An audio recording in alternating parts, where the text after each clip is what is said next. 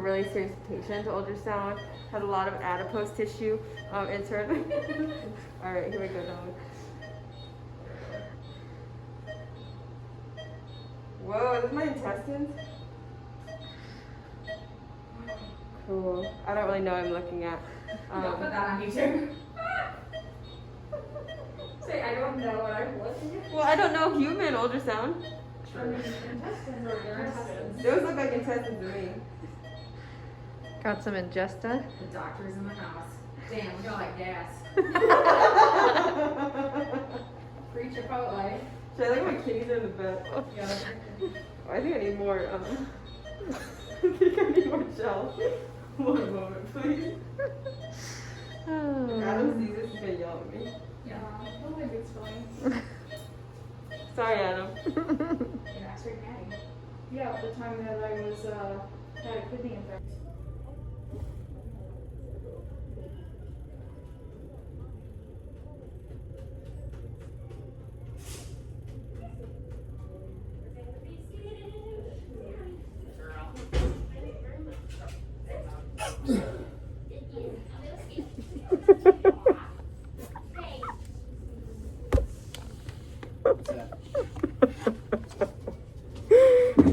You got me sneezing?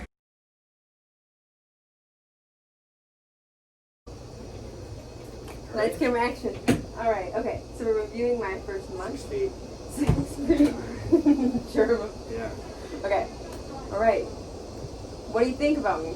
Am I gonna I don't make the want cut? to do this on camera, but we're letting you go. It's not worked out real well.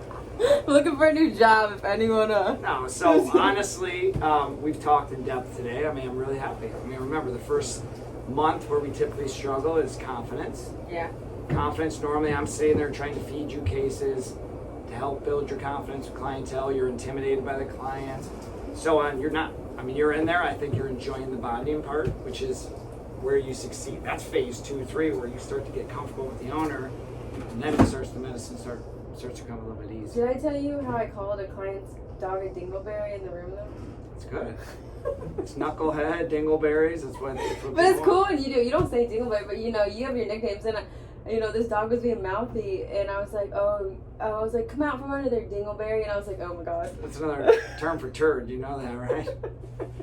No, so I think after the first month, remember, we have a proven system where we're going to walk you through it. This is where sometimes people get impatient. You see Nikki in surgery. I want to get in surgery. That's me. You got to trust the system, though, because right now it's trying to understand the infrastructure, understand the flow, understand the basic medical principles. If we start diluting that up and you have 8 different buckets of surgery and this and that, so as you've seen it, we've slowly introduced from routine cases to now you're starting to see some sick cases, but we're slowly teasing it. But as we talked about, you keep going back to the well. Those cases you saw the first week, check back, you're calling, you're starting to build up your clientele.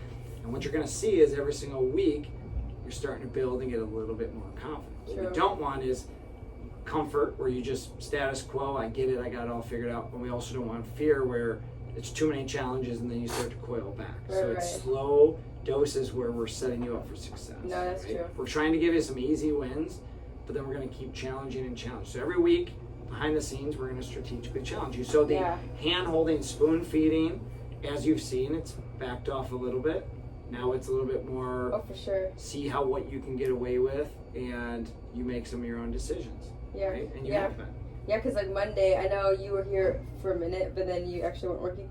That one I kind of told you. I just like kind of felt like I was internally cussing all day long. I think I had majority sick appointments, but it was good because I remember when we went to lunch that day, you were like, "You're never gonna be comfortable. I'm never gonna let you get comfortable," which I'm glad because that's how like when you settle and you're medicine and stuff. But It's that first week, you have that sick feeling. I don't know anything. I'm not smart enough, and you never want that feeling again. So what do? Learn everything. You get comfortable, and then you stop challenging yourself. Yeah. So what a mentor does is normally just, it's need to know, you ask me stuff, I'll tell you. That's not good mentoring. Strategic mentoring is we have tiers in place we're going to put you through. I mean, like the confidence part you've blown out of the water. So we've had to modify the deck a little bit and, okay, we're going to do a little bit more in the medical over here, do this or that. So that's the customized approach we're doing. Yeah. I know your end goal. At the end of the year, I know where you want to be. Yeah. And we'll get you there. your course, we're going to do a lot of this. We're going to go up and down, and I don't know the caseload coming in. I don't know what's happening out there. All I know is what we can control here. So long story short, after a month, I mean, you're kicking ass. You're doing really well. I'm happy. Yeah. What could I improve? I think improve is, I think some of the stuff you're starting to get some habits already, as far as like I see like your allergy, this is my allergy kit. I think sometimes you got to customize a little bit, and every case is a little bit different. I saw you go for an antibiotic today where we didn't have any sign of active infection. You made the assumption this cat is sneezing because it must be an infection. Remember, antibiotics only treat bacteria. Right. I don't think that case had a bacteria. I think he had an irritant, so as opposed to an antibiotic, I'm going to use an anti-inflammatory. Yeah. I mean, would you, if you had an allergy and you're sneezing, take a Z-Pak? No. You would take Benadryl or Claritin, right? So it's a mindset of don't get too comfortable with cat sneeze equals X. It's what drug am I doing and what am I trying to address? Because a lot of things present identical. My dog's not eating. Okay. Is it anxiety? Is it pain? Is it metabolic? Does he have a stomach tumor? So your job is to say, okay, what is it not? These are the things that may be, and then I'm going to customize my approach. So don't get comfortable with your routines, but get comfortable with some of your speeches and things that you're saying to these people. That's true. It's an allergy dog. Go right into your allergies are primary, secondary infections, and then what meds you're sending them, they may change. But you're still trying to figure out all the drugs. Remember, I wanted you to learn all the drugs. Which you're getting that. You're starting to get your doses. Yeah. That stuff you're not going to give yourself credit for, but you got to go back 2-3 weeks ago. That was a whole new world. That's true. Right? So little things, and every week you're going to learn 15 new things, and so on and so on.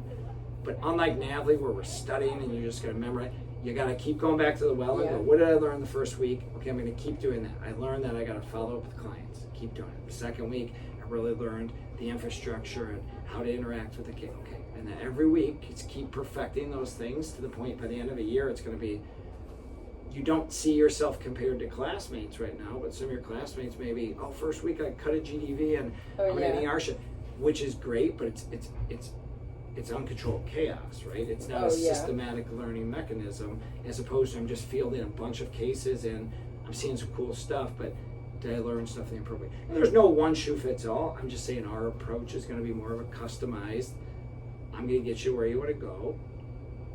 We're going to start throwing some business acumen in there. We're going to get you to be very confident. We're going to get you to be a high producer.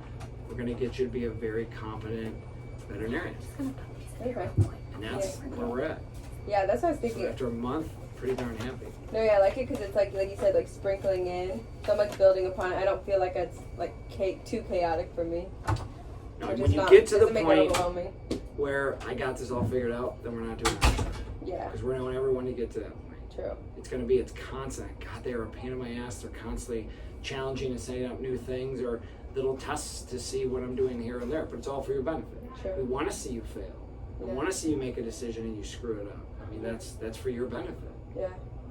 My hope is, I told you day one, you're going to get some of me, some of Andrea, some of Nikki, some of Dan, some of Christine, and you take a little bit from all of us, and that makes Christine. No, it's been really nice though, because I feel like my mentorship has kind of been like, I know like Andrea's kind of like my main like structured in like mentor. You're like on the fly because I know you're like doing surgery a lot of the days when I'm in appointments. But I feel like all the doctors have been like awesome though. Like Christine is always there to help me. Nikki gives great perspective and helps. Andrea does, you do, Marissa does. That's the best thing about medicine. It's not a one shoe fits all. Yeah. I may approach a case like this, Christine may do it like this, and you may take 50% of both of us, and that's how you approach it. Not to say anyone is right. True. Medicine's great because you can approach everything from 50 different angles. Exactly. But with that being said too, our ultimate goal at the end of the day is make you you. I don't want you to be me. I want you to be Christy, so when you're teaching somebody in the future, I kind of want to be like a Christy. But you're a combination of all your mentors in your life. Yeah, when I try to be you, I call people's animals dingleberries, and it just didn't work out. It didn't work. All right, I'm happy. Yeah, all right. Good job. All right, this is episode 1 of Pep Talks with Amanda, or Reviews by Amanda. Today, we're going to ask Amanda, review me for the last 30 days as the new grad vet. Oh, Lord have mercy. Be honest. You're slow. You know things, though. I mean, you can tell you went to vet school, but Woo! You are turtle. Turtle. Hey, you heard it here first. Turtle. And but the good thing about Amanda is half the time, I mean, okay, at least 1/4 of the time that I'm really slow is like I'm having her take pictures of me and my patients. So That's yeah. true. That's yeah. true. I'm a photographer Yeah, and she's really good. So on the side. I'm gonna have to tag her and be like, photo credit Amanda, so then you guys can follow her and be like, great photographer. All right, I next. do weddings. I also do weddings. She does weddings. So if any of you are getting married in the suburbs of Illinois, let her know. She'll take your pictures for free. What, free? All right, stay tuned for next month of Amanda's reviews, and then we'll do some pep talks here and there because she's so inspirational, like Tabby. So